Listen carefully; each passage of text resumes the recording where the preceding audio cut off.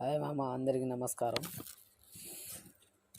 నరేంద్ర మోడీ గారు వచ్చిన దగ్గర నుంచి కొన్ని జరిగాయి, మంచి చాలా జరిగాయి. కొన్ని కాదు, చాలా వరకు మనకి భారతదేశానికి మంచి జరిగాయి. అందులో కొన్ని నాకు తెలిసినవి, మీకు తెలిసినవి కూడా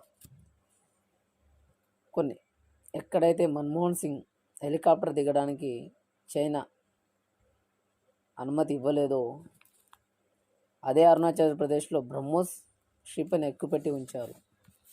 ఎక్కడైతే కాశ్మీర్ పండితులు చంపబడి తరిమేయబడ్డారో అక్కడే వారికి పునరావాసం కల్పించి వాళ్ళని రప్పించారు.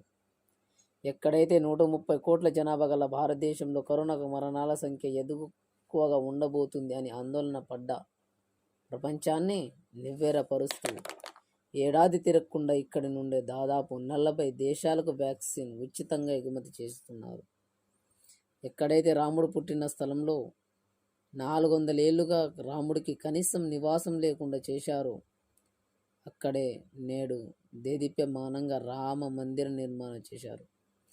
ఎవరైతే మన సైనికులను పడితే తల నరకకుండా వదిలిపెట్టరో వాళ్ళ వద్ద నుండి మన అభినందన్ని 48 గంటలు తీసుకొచ్చారు.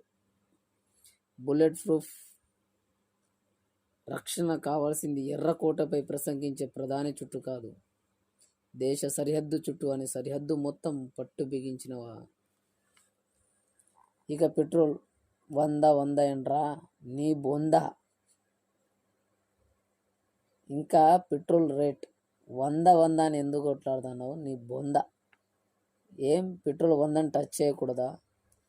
పోనీ నీకు తెలిసి అమ్మయ్య రేట్లు తగ్గినాయి అనుకున్న రోజు ఏమైనా ఉందా?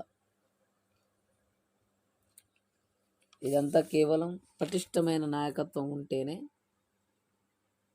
సాధ్యమవుతుంది.